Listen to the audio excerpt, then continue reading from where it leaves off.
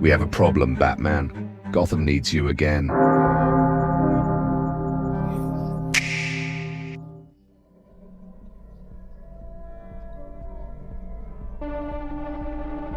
DARKSEID is a god who wants to control every mind in the universe by finding the anti-life equation, a mathematical formula that proves free will is fake and everyone should just give up and serve him.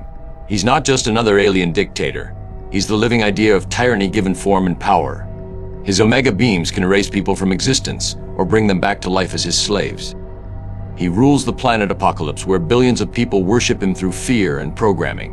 DARKSEID doesn't want to conquer Earth. He wants to break the human spirit so completely that resistance becomes impossible. The plan must deal with an enemy who doesn't just rule, but wants everyone to beg him to rule them. He's not satisfied with physical control. He demands psychological surrender from every thinking being in existence.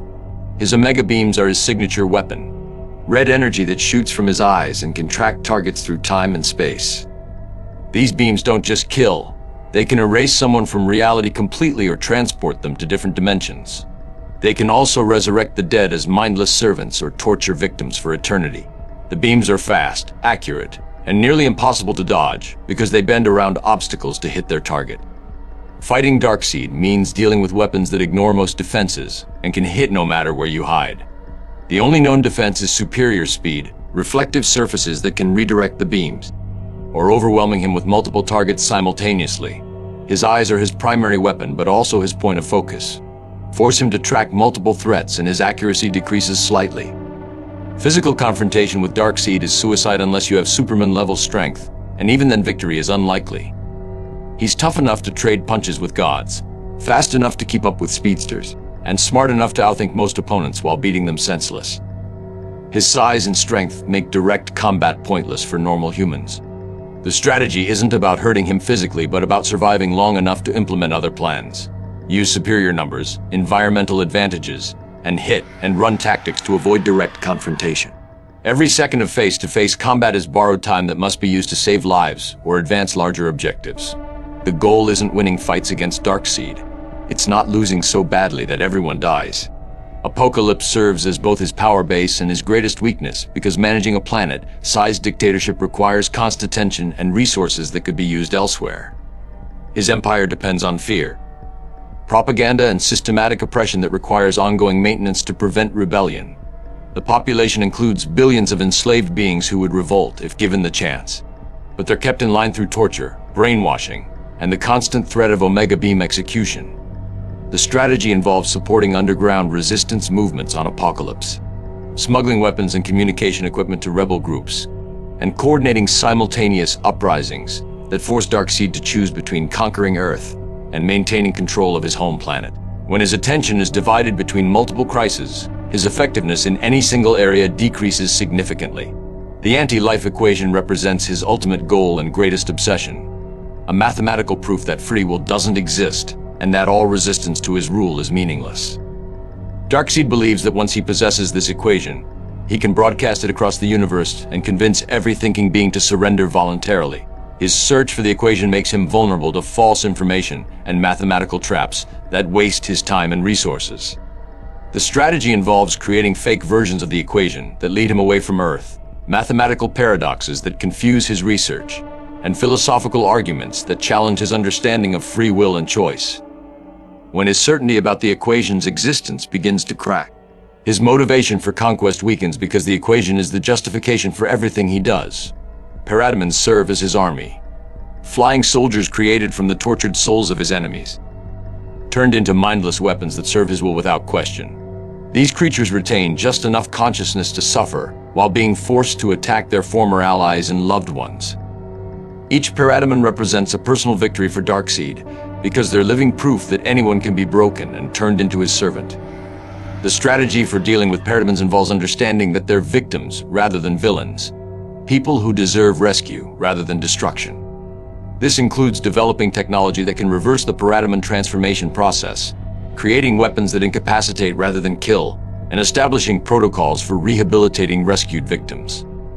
When his army starts remembering who they used to be, his military advantage becomes a liability as former servants turn against him. His generals include some of the most dangerous beings in the universe. Steppenwolf handles military operations. Granny Goodness runs the torture camps that break spirits and create new servants. And DARKSEID manages the technology that keeps Apocalypse functioning. Each general represents a critical system in DARKSEID's empire that can be targeted and disrupted. Steppenwolf can be defeated through superior tactics and coordination. Granny Goodness can be undermined by exposing her methods to her victims. And DARKSEID can be sabotaged through technological warfare that turns his own systems against him. The strategy involves targeting these support systems rather than DARKSEID himself, weakening his empire by removing the infrastructure that makes his rule possible. When his generals fail, his personal power becomes irrelevant because he lacks the organization to use it effectively. What do you think, Alfred? Master Bruce, you're preparing to fight something that represents the ultimate corruption of authority. Power that demands not just obedience, but grateful submission.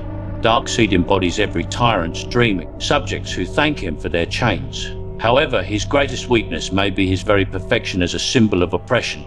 Throughout history, the most absolute tyrants eventually face the most absolute resistance because human nature includes an irreducible core that cannot be permanently enslaved. Perhaps the strategy isn't matching his power, but awakening that core in his subjects and anyone who encounters him. Sometimes the most effective weapon against ultimate tyranny is simply refusing to surrender hope.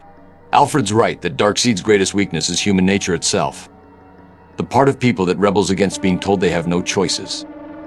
The strategy must focus on nurturing and protecting that rebellious spirit rather than trying to match his physical power. This means supporting resistance movements wherever they exist, providing evidence that his rule isn't inevitable or permanent, and demonstrating through example that free will can triumph over mathematical proof of its impossibility. Create networks of people who choose to resist despite overwhelming odds. Establish communication systems that can spread hope faster than he can spread despair. And prove that the anti-life equation fails when confronted with people who simply refuse to believe it applies to them. What do you think, Robin? Bruce, this guy sounds terrifying, but he's still just a bully who's gotten so powerful that everyone's afraid to stand up to him. Yeah, he's got God-level strength and death rays, but his whole thing is making people give up without fighting. That means he's actually afraid of real resistance. Why else would he need everyone to surrender willingly? The best way to beat someone who wants to break your spirit is just refusing to let them, no matter how scary they are. Sometimes the bravest thing you can do is just saying no and meaning it, even when saying yes would be easier and safer. Robin's insight reveals the fundamental truth about DARKSEID. His need for willing surrender shows that forced obedience isn't enough for him, which means his power has limits that can be exploited through simple defiance. The strategy emphasizes psychological resistance over physical confrontation, teaching people that saying no to tyranny is more powerful than any weapon.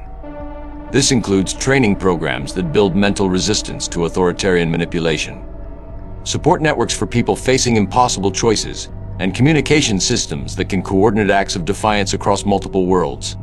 When enough people choose resistance over surrender, when defiance becomes contagious rather than isolated, when the simple word no spreads faster than his omega beams, That's when his empire starts cracking.